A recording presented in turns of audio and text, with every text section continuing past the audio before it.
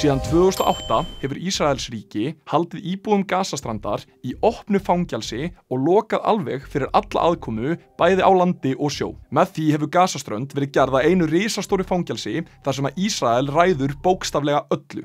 Hvaða lyf koma inn, hvað fær að fara út og hver fær að sjá hvað er að gerast þar inni. Palestína er viðurkennt þjóðríki og hefur aldrei gefið upp sína lögsögu og Ísrael hefur enga heimild til þess að loka almenning þar af frá umheiminum. Það eitt og sér er stórfellt brot á alþjóðalögum. Tilgangur þessara aðgerða Ísraela er að hafa fullkomna stjórn á svæðinu svo þau geti stundað þjóðernishreinsanir án truflana. Árið 2007 til 2010 gaf Ísrael opinberlega út tilskipun að ekki mætti flytja inn meiri mat á svæðið en það sem þarf til að fólk geti borðað 2100 kaloríur á dag. En ef þú fer 1 kaloríu undir það, þá ertu komin undir þau mörk sem að skilgreina hungursneið. En síðan þá hefur Ísrael sleppt því viðmiði alfarið og sprengt upp þá litlu sjálfbæru innviði sem voru til staðar og sveltir nú almenning til dauða. Allar staðhæfingar, líkt og þær sem hafa birst í íslenskum fjölmiðlum að herkví Ísraela eigi lagalegan rétt á sér því að Ísrael hafi gert grein fyrir áætlunum sínum, eru hrein og bein lygi. Engin þjóð hefur rétt á því að slá herkví utan heilt samfélag til þess að framfylgja hóprefsingu og þjóðernishreinsunum og það fer ekki á milli mála. En almenningur deyr ekki ráðalaus. Síðan 2008 hafa 17 mannúðarflotar gert atlögu að því að rjúfa sjókvína. En árið 2010 þá réðust ísraelskir hermenn inn í mannúðarskipið Mavi Marmara og drápu þar 10 sjálfboðaliða og blaðamenn. Skipið stefndi á Gazaströnd með bangsa og lyf. Þar sáum við Ísrael reyna að stöðva flotann með drónaárásum og sálfræðilegum hernaðaraðgerðum gegn áhöfninni. En afstaða íslenskra stjórnvalda til Ísrael virðist ekki haggast og það að Ísrael taki evrópska gísla sem lið í þjóðernishreinsunum sínum virðist ekki breyta neinu. En þvert á markmið Ísraela þá kyndir þetta ofbeldi bara enn frekar undir viðleitni almennings til þess að brjóta sjókvína.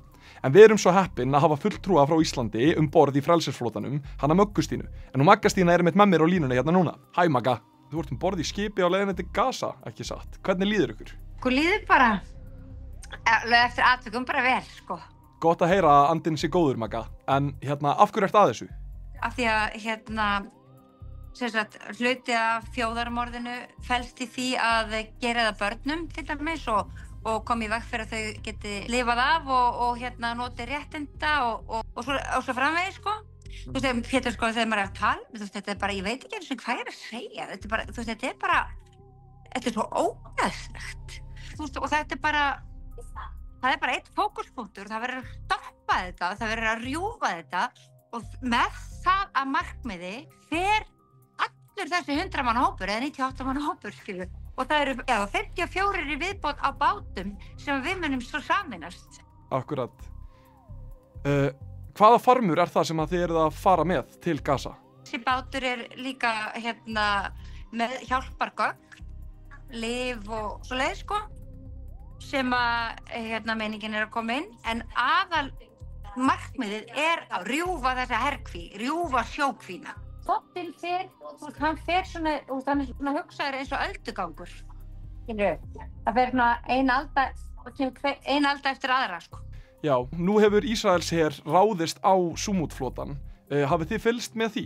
Já, við fylgdumst með þessu, þegar þetta var að gerast, á bátnum og það kom ekki á óvart, ég er ekki að segja það, en það er náttúrulega sko algjörlega, fullkomlega súrrealískt og algjörlega fráleit staðreynd að þetta hernámsríki leyfi sér að fara og stunda sjórán, taka báta í gíslingu og ræna fólki af þeim og taka það til fanga. En þetta er sem sagt ekki fyrsta skipti og ekki annað sinn og ekki þriðja sinn, sko. Nei, akkurat.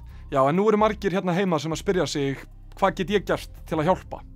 Ert þú með einhver ráð til þeirra? Það er þetta bara að beita þrýstingi á stjórnvöld, vegna þess að stjórnvöld bera ábyrgð á borgurum sínum.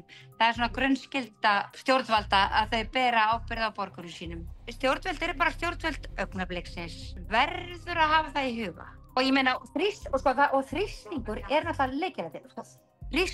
Þrýstingur, stanslaus þrýstingur. Í raun og veru bara, og með öllum tiltækum ráðum, en þess að það hreyfir sig enginn með vald nema sé tilneyddur til. Takk Magga fyrir að taka þér tíma í að tala við mig. Er eitthvað sem þú vilt segja við fólkið heima að lokum? Þjóðarmorðið, það hættir ekki fyrir við rísum öll upp gegn því og látum í okkur heyra. Látum rödd ykkar heyrast svo að Palestína verði frjáls. Það er það sem ég hef að segja.